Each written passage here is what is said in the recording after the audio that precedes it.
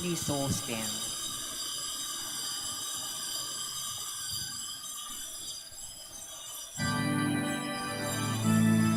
Masaya nating ipaghanda ang pagdating ng manunubos tagapagligtas natin. Tuwiri mga landas, mga alitan ay tapusin sapagkat si Kristo'y darating.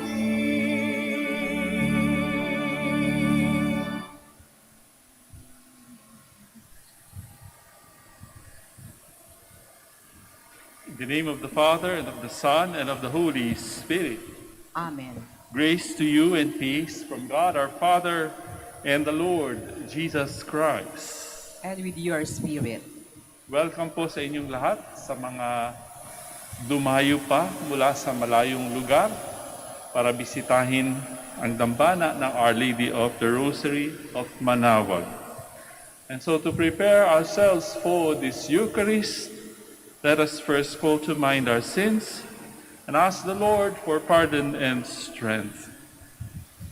All together, I confess to Almighty God and to you, my brothers and sisters, that I have greatly sinned in my thoughts and in my words, in what I have done and in what I have failed to do, through my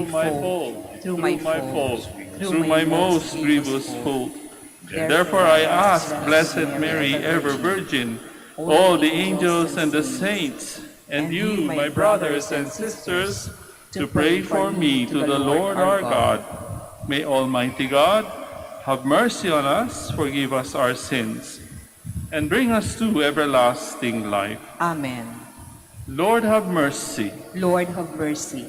Christ have mercy. Christ have mercy. Lord have mercy. Lord have mercy. Let us pray. O God, eternal majesty, whose ineffable word the Immaculate Virgin received through the message of an angel, and so became the dwelling place of divinity. Filled with the light of the Holy Spirit, grant, we pray, that by her example we may in humility hold fast to your will. To our Lord Jesus Christ, your Son, who lives and reigns with you in the unity of the Holy Spirit, God forever and ever. Amen. Please be seated.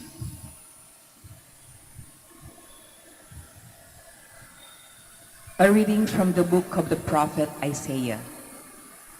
The Lord spoke to Ahaz. Ask for a sign from the Lord your God. Let it be deep as the netherworld, or high as the sky. But Ahaz answered, I will not ask, I will not tempt the Lord. Then Isaiah said, Listen, O house of David. Is it not enough for you to weary man? Must you also weary my God? Therefore, the Lord himself will give you this sign. The virgin shall conceive and bear a son, and shall name him Emmanuel.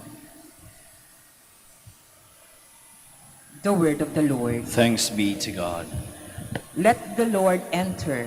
He is the King of glory. Let the Lord enter. He is the King of glory.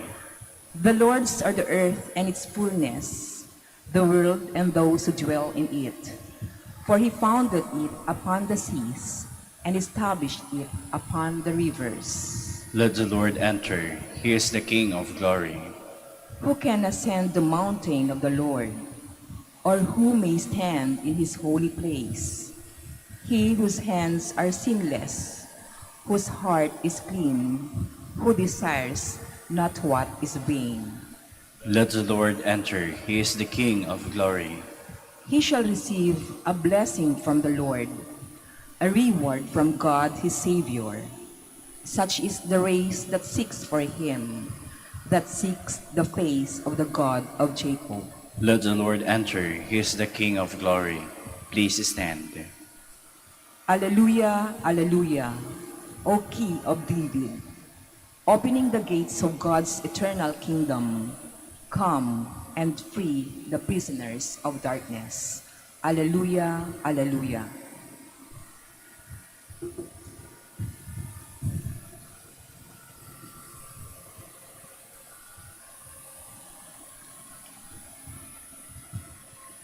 The Lord be with you. And with your spirit. A reading from the Holy Gospel according to Luke. Glory to you, O Lord. In the 6th month, the angel Gabriel was sent from God to a town of Galilee called Nazareth, to a virgin betrothed to a man named Joseph of the house of David, and the virgin's name was Mary. And coming to her, he said, "Hail, full of grace, the Lord is with you." But she was greatly troubled at what was said and pondered what sort of greeting this might be. Then the angel said to her, "Do not be afraid, Mary, for you have found favor with God. Behold, you will conceive in your womb and bear a son, and you shall name him Jesus. He will be great and will be called Son of the Most High, and the Lord God will give him the throne of David his father, and he will rule over the house of Jacob forever. And of his kingdom there will be no end." But Mary said to the angel, "How can this be, since I have no relations with a man?" And the angel said to her in reply, "The Holy Spirit will come upon you, and the power of the Most High will overshadow you. Therefore, the child to be born will be called Holy, the Son of God. And behold, Elizabeth, your relative, has also conceived a son in her old age, and this is the 6th month for her who was called barren. For nothing will be impossible for God." Mary said, "Behold, I am the handmaid of the Lord. May it be done to me according to your word." Then the angel departed from her. Dear friends, brothers and sisters, the Gospel of the Lord. Praise to you, Lord Jesus Christ. Please be seated. Magandang umagang muli sa inyong lahat. Maari ko po bang makita ang kamay ng mga hindi taga Manaoag, mga pilgrims? This is usually the pilgrim's mass, kung saan pa kayo siguro nanggaling. Sino po ba yung mga galing sa ibang lugar? I see some hands, ang dami. Okay, yung iba, taga rito. Welcome! Hindi ko lang alam kung ilang beses na kayo nakadalaw o nakabisita dito sa Shrine of Our Lady of the Rosary of Manaoag. Sa ating Ebanghelyong nabasa, makikita natin ang karanasan ni Maria. Sa ating buhay din, palagay ko ay meron din tayong mga Annunciation events in our own lives. Hindi po ba? Kay Maria, very unique yun. Natatangi, siya lamang ang merong ganong experience siya. Pero makikita natin sa kanyang pakikipag-usap kay Angel Gabriel, may iniisip siya, hindi pwedeng mangyari ang sinasabi mo na ako ay magiging ina ni Jesus sapagkat ako ay dalaga. Diba? Imposible yun.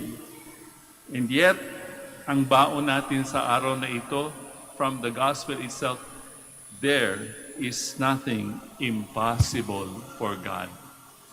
Sa aking palagay, sa aking pakiwara,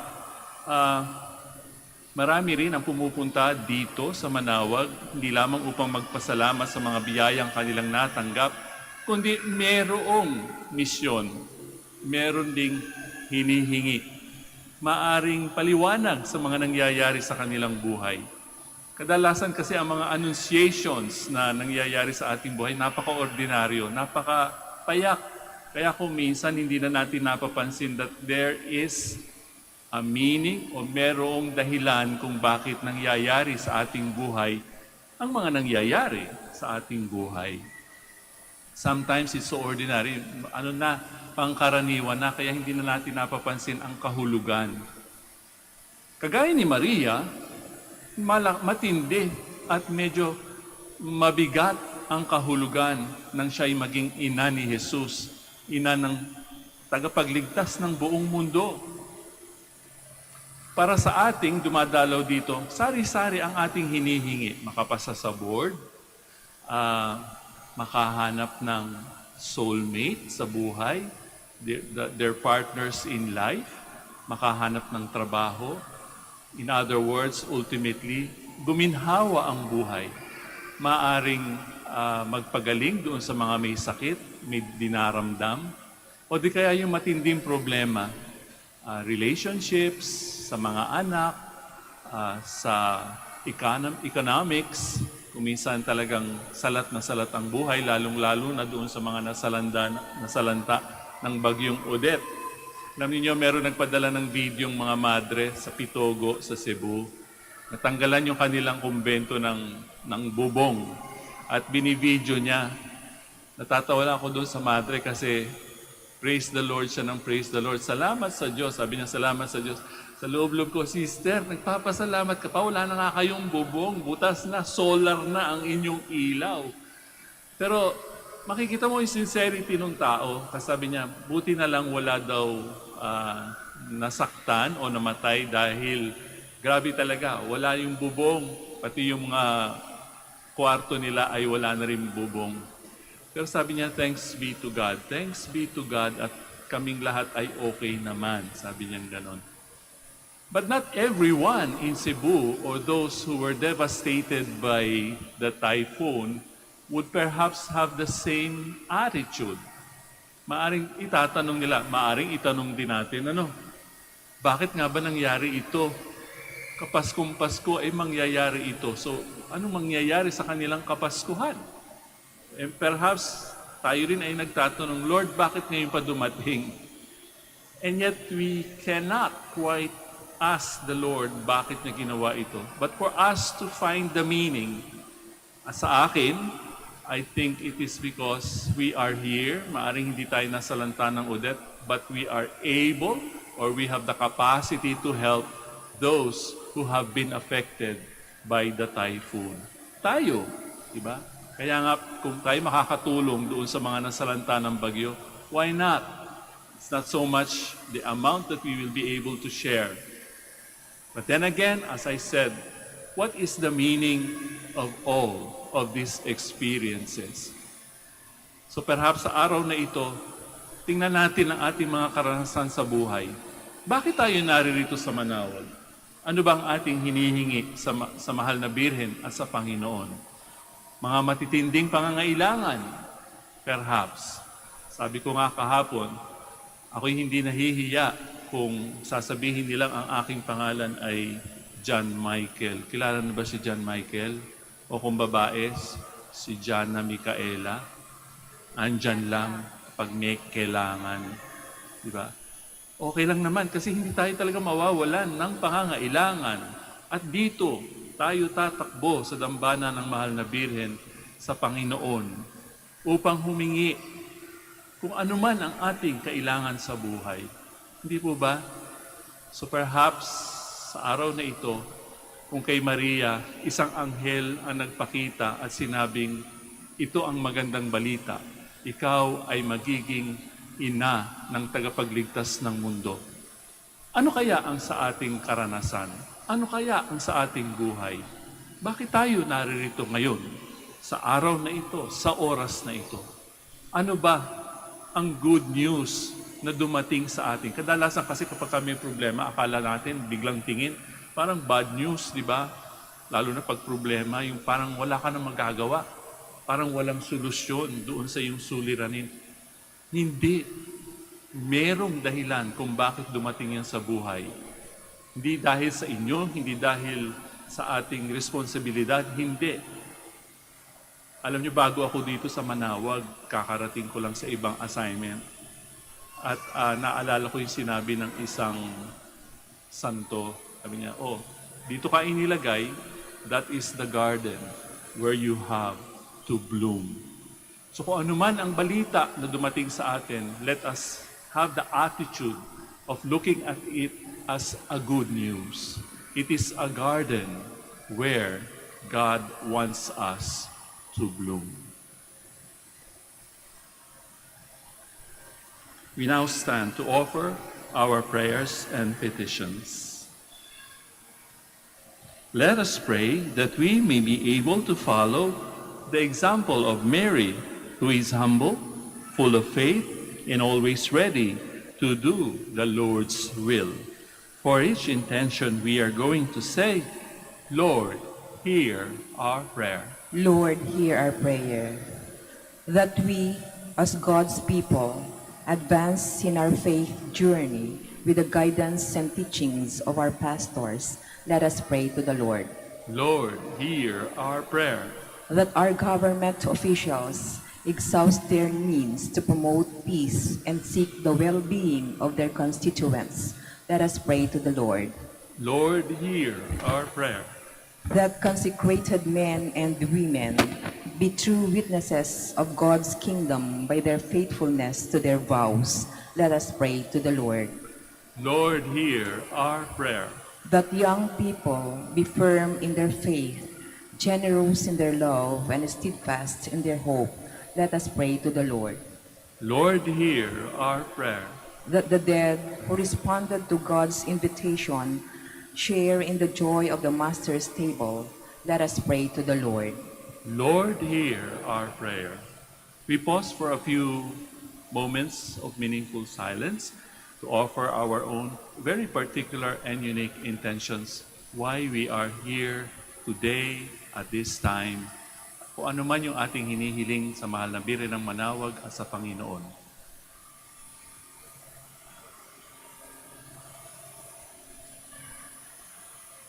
For these petitions we pray, Lord, hear our prayer. Father, your eternal word was made man when the Virgin Mary placed her life at the service of your plan. May we follow her example in preparing for the coming of Jesus, your Son and our Lord. Amen. Please be seated.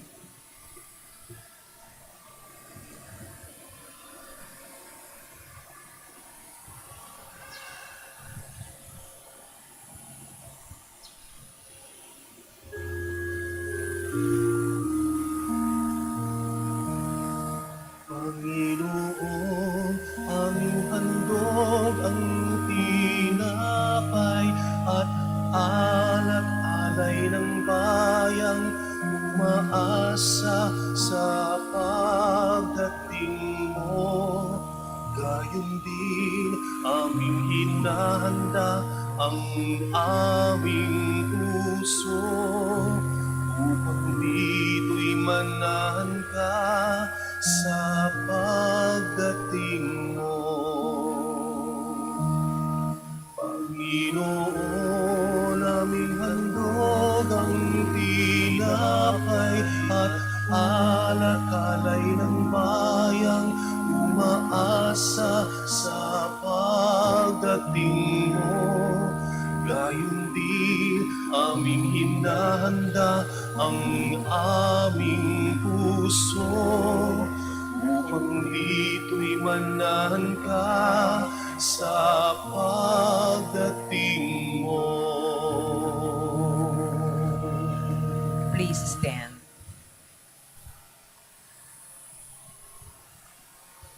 Let us pray, dear friends, that my sacrifice and yours may be acceptable to God, our Almighty Father. May the Lord accept the sacrifice at your hands for the praise and glory of his name, for our good and the good of all his holy church. Look, O Lord, we pray, upon the one sacrifice of your Son, that by participating in this mystery, we may possess at last the gifts we have awaited, and for which our faith bids us hope, through Christ our Lord. Amen. Sagot po kayo na malakas, ha? The Lord be with you. And with your spirit. Lift up your hearts. We lift them up to the Lord. Let us give thanks to the Lord our God. It is right and just. It is truly right and just, our duty and our salvation, always and everywhere, to give you thanks, Lord, Holy Father, Almighty and eternal God, through Christ our Lord. For he assumed at his first coming the lowliness of human flesh, and so fulfilled the design you formed long ago, and opened for us the way to eternal salvation, that when he comes again in glory and majesty, and all is at last made manifest, we who watch for that day may inherit the great promise in which now we dare to hope. And so, with angels and archangels, with thrones and dominions, and with all the hosts and powers of heaven, we sing the hymn of your glory, as without end we acclaim.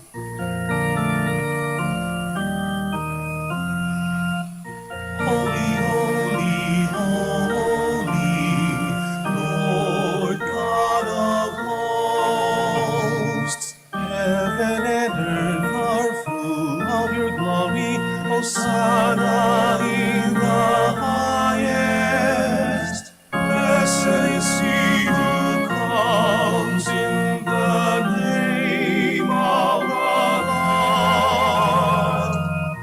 Hosanna, Hosanna in the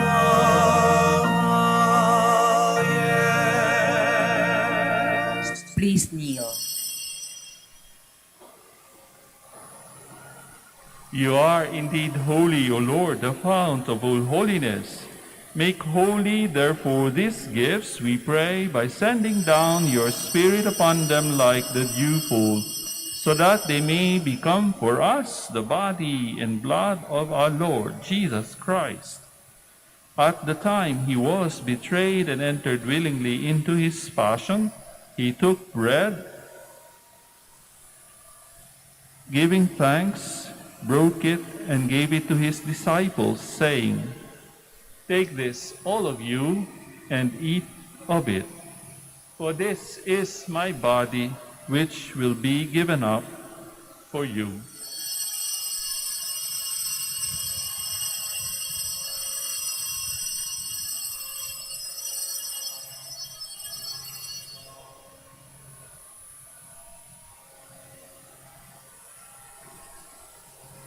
In a similar way, when supper was ended, he took the chalice, and once more giving thanks, he gave it to his disciples, saying, "Take this, all of you, and drink from it. For this is the chalice of my blood, the blood of the new and eternal covenant, which will be poured out for you and for many for the forgiveness of sins. Do this in memory of me."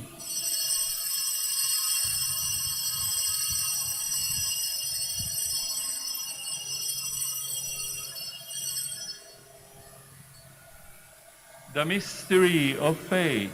We proclaim your death, O Lord, and profess your resurrection until you come again.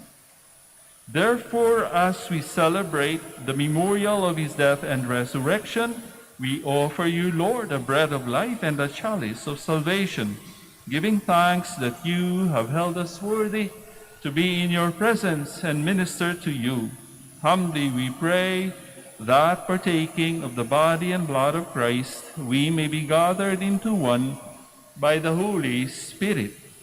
Remember, Lord, your church spread throughout the world, and bring her to the fullness of charity, together with Francis, our Pope, Socrates, our Archbishop, Fidelis, his auxiliary bishop, and all the clergy. Remember also our brothers and sisters who have fallen asleep in the hope of the resurrection, and all who have died in your mercy. Welcome them into the light of your face. Have mercy on us all, we pray, that with the Blessed Virgin Mary, Mother of God, Saint Joseph, her spouse, the blessed apostles, Saint Dominic, and all the saints who have pleased you throughout the ages, we may merit to be co-heirs to eternal life. and may praise and glorify you through your Son, Jesus Christ. Through him, and with him, and in him, O God, Almighty Father, in the unity of the Holy Spirit, all glory and honor is yours forever and ever. Amen. Please stand. At the Savior's command, informed by divine teaching, we now dare to pray.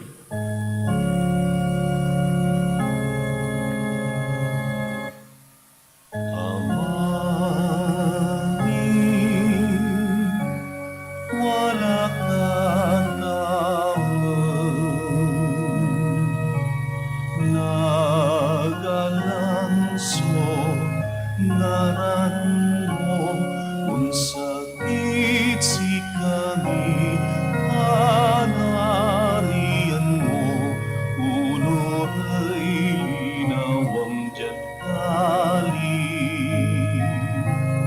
Ulong at awan,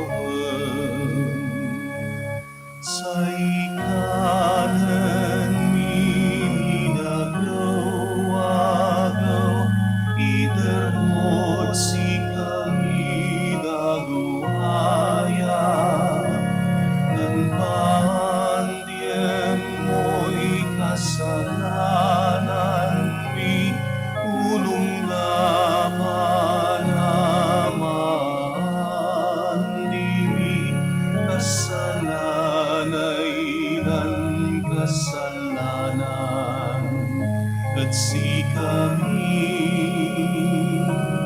nanag mo kami, itertukso,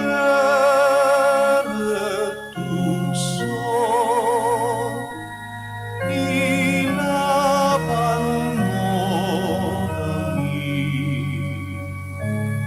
maukas. Deliver us, Lord, we pray, from every evil. Graciously grant peace in our days, that by the help of your mercy we may be always free from sin and safe from all distress, as we await the blessed hope and the coming of our Savior, Jesus Christ. For the kingdom, the power, and the glory are yours, now and forever. Lord Jesus Christ, who said to your apostles, "Peace I leave you, my peace I give you," look not on our sins, but on the faith of your church, and graciously grant her peace and unity in accordance with your will, who live and reign forever and ever. Amen. The peace of the Lord be with you always. And with your spirit. Let us now offer each other the sign of Christ's peace. Sa inyo po lahat, peace be with you.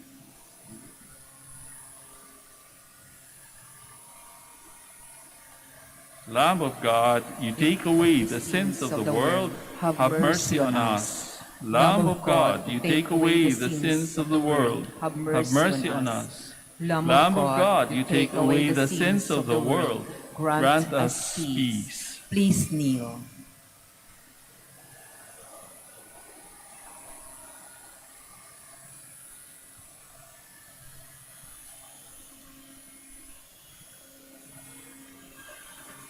Behold the Lamb of God, behold him who takes away the sins of the world. Blessed are those called to the supper of the Lamb. Lord, I am not worthy that you should enter under my roof, but only say the word, and my soul shall be healed. The body of Christ.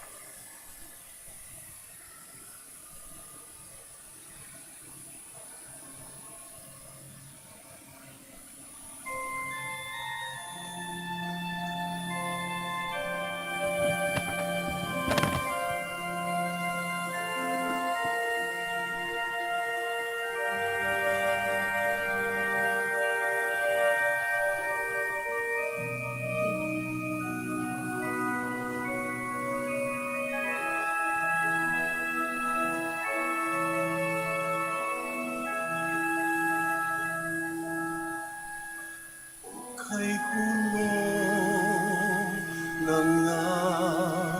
ng mundo.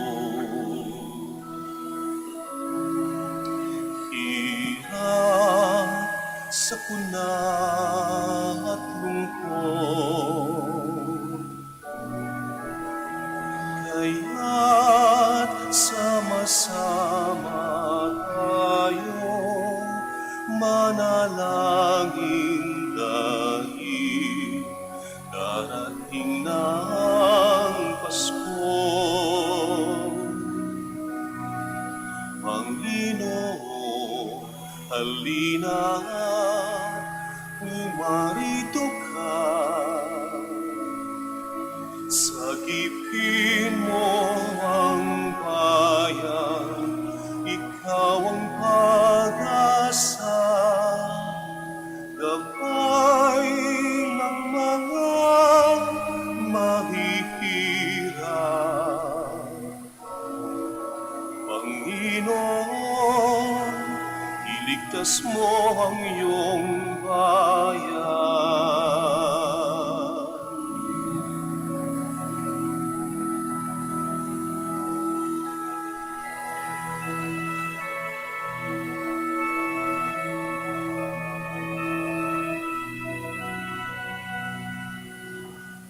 Di ba't kay saya dapat ng Pasko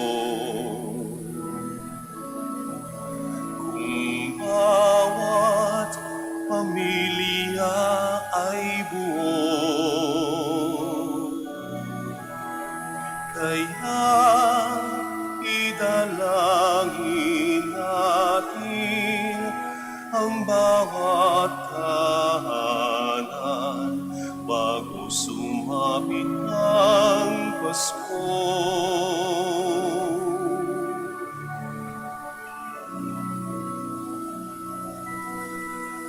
Panginoon, halina, pumarito ka.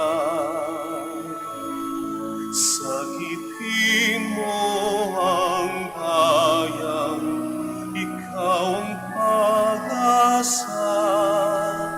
Gabay ng mga mahihirap. Panginoon, iligtas mo ang iyong bayan.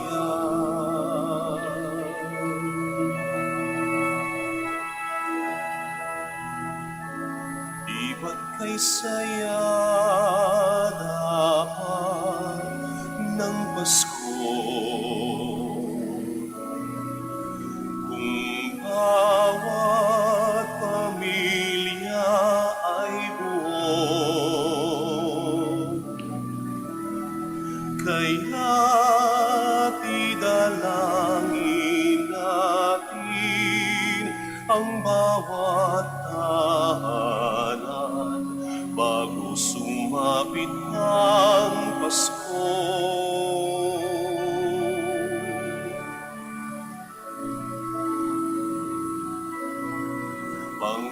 Panginoon, halina, pumarito ka.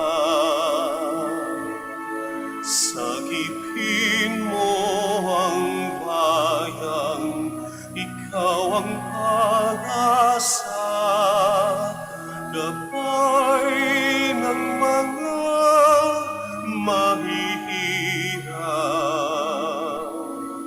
Panginoon, iligtas mo ang iyong bayan.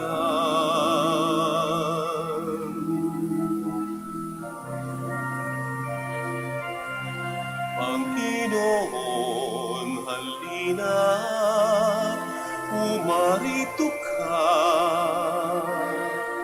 Sagipin mo ang bayan, ikaw ang pag-asa.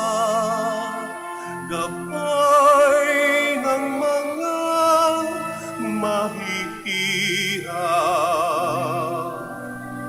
Panginoon, iligtas mo ang iyong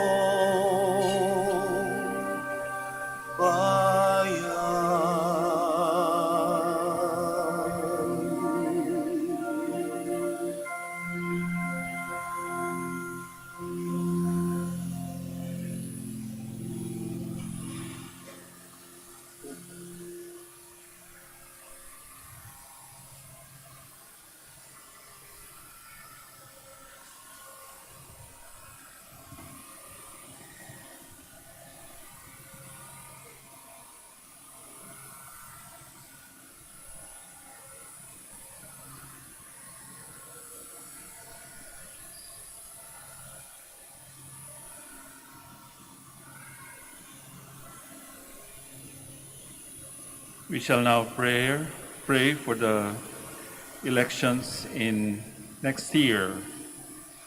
Let us pray that the forthcoming national and local elections may truly reflect the will of the Lord who guides the destinies of all nations. Let us pray together. Deliver us, Lord. Please kneel. Deliver us, Lord. From coercion, intimidation, violence, and terrorism. Deliver us, Lord. From dishonesty, lies, and all distortion of truth. Deliver us, Lord. From bribery, graft, and all conspiracy for fraud. Deliver us, Lord. From gullibility to the deceptive and blindness of perspective. Deliver us, Lord. From threats, intimidation, and perverse language. Deliver us, Lord. Let us pray together. Hear us, Lord. That conscience may always be our ultimate norm. Hear us, Lord. That the common good may always be our highest goal.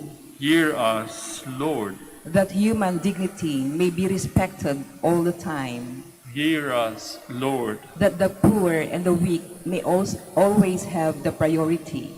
Hear us, Lord. That care for creation may never be ignored. Hear us, Lord. That solidarity may guide the path of peace and development. Hear us, Lord. That genuine fear of God and love of neighbors may guide those who seek public office. Hear us, Lord. Let us pray. Shepherd of souls and Savior of the nations, politics is your gift to us, a call to serve others and grow in holiness. Guide our politics as you guide our lives. May our political engagement for voters and candidates bring glory to your loving name and help us grow in holiness forever and ever. Amen. Please all stand. Let us pray. Grant divine protection, O Lord, to those you renew with this heavenly gift, that to those who delight in your mysteries, you may give the joy of true peace. Through Christ, our Lord. Amen. Sa ating pong pagbalik, kung saan man tayo nanggaling, alalahanin natin ang sinabi sa Ebanghelyo sa araw na ito. Nothing is impossible with God. Wala po sa vocabulary o dictionary ng Panginoon ang salitang imposible. Kaya nga't kahit ano ang ating inialay na petisyon sa dambanang ito, isipin natin na patibayin ang ating pananampalataya that indeed nothing is impossible with God. The Lord be with you. And with your spirit. And may Almighty God bless you all, the Father, the Son, and the Holy Spirit. Amen. We have offered the Eucharist. We go in peace. Thanks be to God. We shall now pray the prayer for the blessing of the sick. Kung kayo man ay merong naiwan sa bahay, pwede nyo rin silang i-substitute virtually. At pray din natin afterwards ang prayer for the blessing of rosaries and other articles of devotion. God, our Almighty Father, by your blessing you give us strength and support in our frailty. Turn with kindness toward our sick brothers and sisters present here or maybe at home. Free them from all illness and restore them to good health. Through the intercession of Our Lady of the Rosary of Manaoag, so that in the sure knowledge of your goodness, they will gratefully bless your holy name. We ask this through Christ our Lord. Amen. Sagot kayo ng malakas na amen. Ulitin ko ha. We ask this through Christ our Lord. Amen. Yun. In memory of the mysteries of the life, death, and resurrection of our Lord Jesus Christ, and to the honor and glory of the Blessed Virgin Mary, Mother of Christ, Mother of the Church, Our Lady of the Rosary of Manaoag, May these rosaries, images, candles, oil, and other articles of devotion be blessed and made holy in the name of the Father, and of the Son, and of the Holy Spirit. Amen. Amen.